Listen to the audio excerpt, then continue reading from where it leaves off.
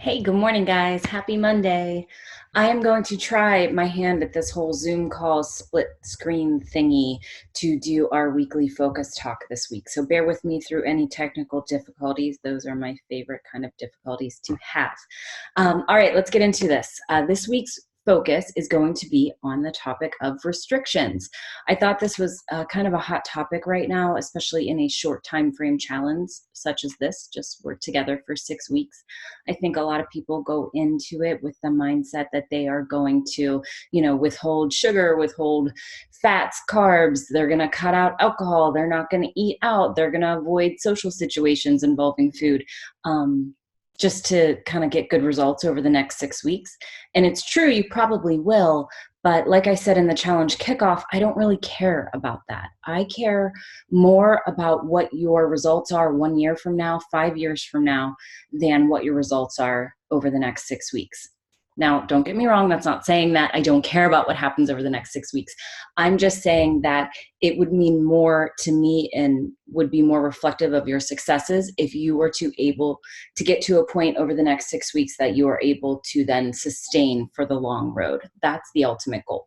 So how do we do that? We live without restrictions.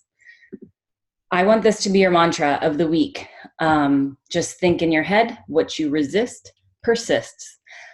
Meaning, if you are constantly thinking about, that pizza that they brought to the office or the donuts or whatever it is of one of your favorite foods that's around, and you're just trying to like white knuckle your way through not eating it, that thought is going to stay with you, right? Like, have you ever said that? Like that you've turned down ice cream and then all you sit and think about is how much you want ice cream. And then you think about it and you think about it and it builds and builds. And then all of a sudden you are at Giant Eagle at midnight buying a gallon of ice cream and eating the whole thing. You probably would have been better off that when that initial thought that, ooh, I want ice cream came into your head, you had some better strategies to deal with it and maybe allow yourself to have the ice cream and you wouldn't have then binged later on. So that's the whole cycle that I want to break when it comes to restrictions. There's also the phrase, distance makes the heart grow fonder. It's true for love, but it's also true for food. So the more you're away from something, the more you want it. So the trick is, don't be away from anything. There is not a single food item that I restrict myself from. I believe, and I really truly believe that there is room for everything in a very balanced diet. That being said, if you are with us for very specific muscle gains, performance nutrition, that sort of thing, yes, you are going to have to watch more specifically what you're eating. This kind of goes for the everyman of nutrition, of this is your long-term strategy of your nutrition plan. And that's what we're talking about here, not when you have very specific goals that are nutrition focused. All right, so why are restrictions hindering your successes? I know we have all tried something like this in the past, maybe with some success, but I don't think for a lot, much long-term success. And why is that? And that's mainly because restrictive diets aren't really sustainable for the long term. You can maybe say, I'm not going to eat sugar for the next 6 weeks, but you're not going to not eat sugar for the rest of your life. That would be crazy, right? So whatever you're doing today to get to these goals that you all have and that we all talked about, I want you to be able to be doing it 5 years from now. So don't choose a path of reaching your goals that isn't sustainable for the long term, because that's our ultimate goal, is to keep these goals, keep these results going for the long term, for long-term health. So if you can't get there without changing kind of that path as you go, then I don't want you using that path to get there. I don't know if that made any sense. So restrictive diets also don't really promote any kind of healthy relationship with food. They don't promote any kind of relationship with food, actually. They don't really focus on your habits. They are just telling you black and white, don't eat this, don't eat this, don't eat this. That doesn't help you when you're thrown into, a holiday situation, a holiday party where you're around family and friends, and all of a sudden all these delicious foods that you've been telling yourself, no, no, no, that you can't eat them are around you, and then you lose control. And it ends in this like binge, like terrible guilt cycle of food. So that's another really bad thing about restrictive diets. To my next point, they really don't teach you how to be around them without going hog wild. And I think we've all been there too. They really promote this Monday morning mentality of we can restart on Monday because it's all or nothing, right? You were really good. I use that term loosely and in quotation marks. You were really good Monday through Thursday last week. You followed all your food rules. You ate according to your plan. You logged all your foods. And then Friday hits and you just say, F it, and just go bananas for the weekend. And once you have one bad meal on Friday, then Saturday morning wakes up and you go, oh, you know what? I already messed up my diet. So I'm just going to restart on Monday. The thing is, nothing magical happens on Monday mornings. That can't just happen that Saturday morning when you wake up. There is no magical reset button. Monday is just another day. So if you're restricting yourself so much that you feel the need to just go crazy on the weekends, you really need to be rethinking your strategies to reaching your goals. And like I said, they promote this guilt. You know, guilt is one of the most useless emotions that we feel. It literally does nothing for you. No good can come of it. So I want to get rid of it, especially when it comes to food. Gosh, it's just food, right? It's an inanimate object that has calories. Some taste better than others. Some's more nutritious than others and provides more nutrients. But in the end, food is just food. It's just calories going into your body. So it's nothing to ever feel guilty about or think twice about. If you went off plan on Friday night and had pizza, great. Pick back up Saturday morning. I don't want this whole thing where we're off track on the weekends and get back on track on Monday. I told you I want to take away that damn track. I hate that track. So cheat days, another thing I'm getting rid of. No more hashtag cheat days, guys.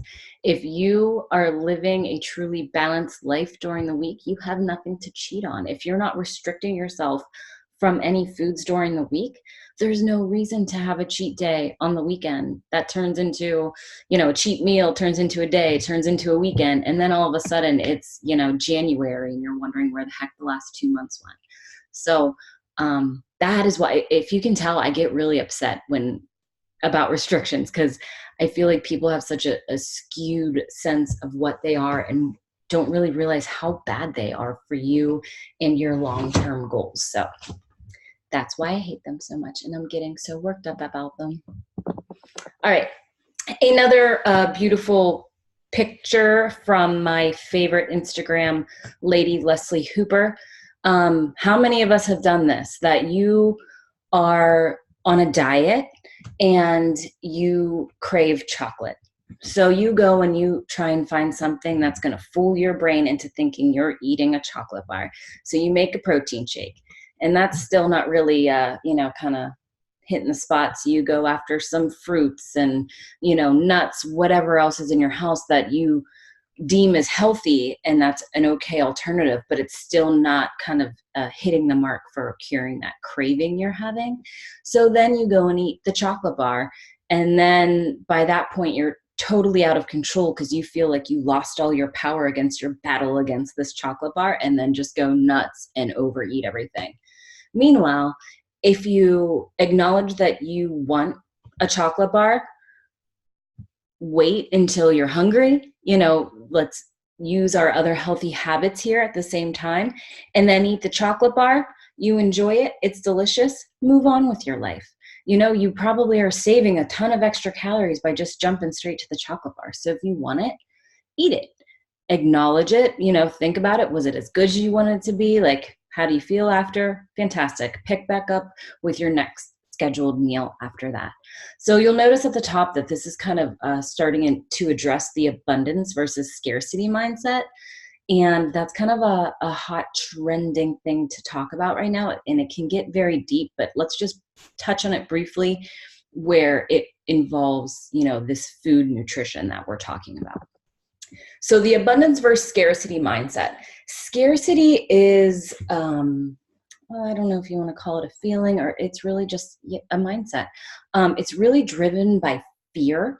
And it's the fear of there not being enough of something. So this can be related to everything in your life. And I'm not even going there because I'm not. Yeah, that can get deep. So let's just talk about it, how it relates to food. Scarcity is the fear that there's not going to be enough food or enough of the good food that you like. So it really focuses on that short term, want, need, craving, and really doesn't address any long term consequences. So the scarcity mindset would be, there are donuts sitting out at your work and you have to have a donut, because what happens if someone else comes and eats all the donuts and you really wanted a donut, and you'll be mad at them for having a donut, then there won't be enough donuts for you and you're never, ever, ever going to see another donut again. So you must eat them all now. Whereas the abundance mindset really operates on focusing on the long term and ignoring the short term. So you're looking at things on a much broader spectrum. So people in the abundance mindset really have the feeling that even if you can't have something right now, it doesn't mean you can't have it later. So you can see where I'm getting at, that saying that this can get really deep. But if you think about the abundance mindset as it relates to food, if you see those donuts sitting out and you look at them and they look good, but maybe you're not hungry, or maybe it just doesn't fit in with your plan for that day, you can just kind of mentally tell yourself, oh, you know what? Okay, I'm going to wait. And maybe on the way home from work, I'm going to stop at my absolute favorite bakery and get a donut. I'll have one later. Chances are you're not going to even stop. It's going to be out of your mind by the time after work rolls around. You're not even going to be thinking about more donuts. Or maybe you do, but you really enjoy it because you made sure you stopped and got your favorite donut in the entire world if you were going to have them. Or even, on a shorter spectrum, that you just said, you know what, I really like that donut. I'm going to save a little bit of room with my lunch, wait till I'm hungry, and have a donut. You have total control over the donut. The donut is not controlling you. So that's the abundance mindset. There's always going to be more later, so we don't need to, really focus in on these short-term cravings that are really just going to, pass in a few minutes anyway, if we focus on how quickly cravings come and go. Oh, there. Okay, sorry, technical difficulties. So, sorry, I'm sitting on my floor and it's uncomfortable. How do you shift from the scarcity mindset to the abundance mindset as it relates to food?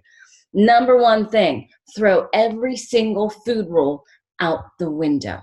Take everything that you've previously put off limits, figure out why you put it there.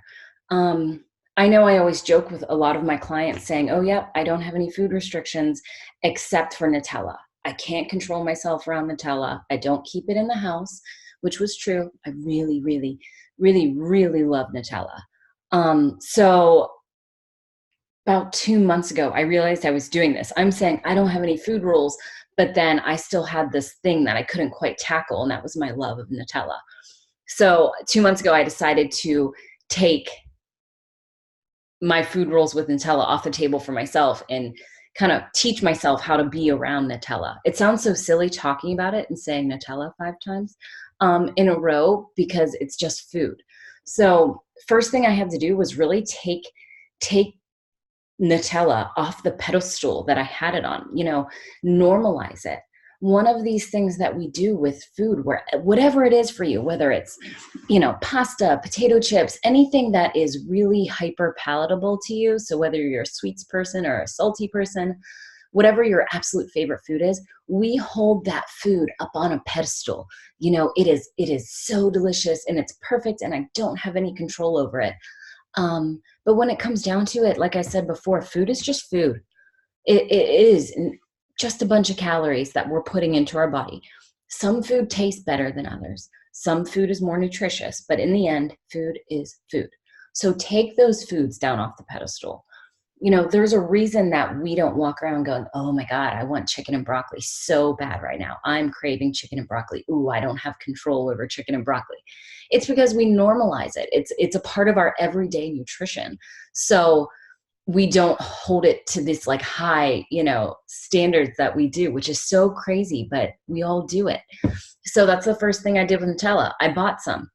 Next thing I did, I practiced eating it, which is silly, but that's the one thing you have to do to really normalize these foods in your brain is I kind of ate a little bit of Nutella every day within, you know, a structure of I was hungry, you know, was it a part of a, you know, a snack or something? It wasn't what I would do previously would be just go with spoonfuls, just eating Nutella right out of the jar until it was empty. But so I had some guidelines with how I did this for myself, but it was still within a structure of, am I hungry? I'm going to eat a portion of Nutella. And at first I would eat maybe 2 portions or 3 portions. And then after eating it almost every day, I'm talking like literally I had apples with Nutella every day. I stopped wanting it. It just became something else to me. Now I have Nutella in my cupboard that I look at and sometimes I'm like, ooh, that sounds good. But most of the time I don't even go for it anymore. It's crazy. I think it's a little too sweet now. So it took a little bit of that practicing of eating it and eating it in the right portions, but it really, really helped me. And now I can have a better relationship. That sounds so funny.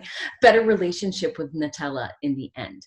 So another thing you can do is practice the whole, you know, I'm good right now, but I'm going to have some later. So if someone offers you, you know, a slice of pizza at lunch, be like, all right, you know what, I'm good, but maybe I'll order pizza for dinner tonight. So instead of saying no, just tell yourself later. And then when that later comes, I want you to make sure you go out and get your favorite pizza in the world and have a slice or 2 or 3. Stop eating when you're full. You know, follow those other healthy habits that we're working on. And that's how you can bring in all of your favorite foods into your everyday life and still live in balance and still reach your goals. One thing I wanted to show you guys, and some people who follow me on Instagram may have seen this.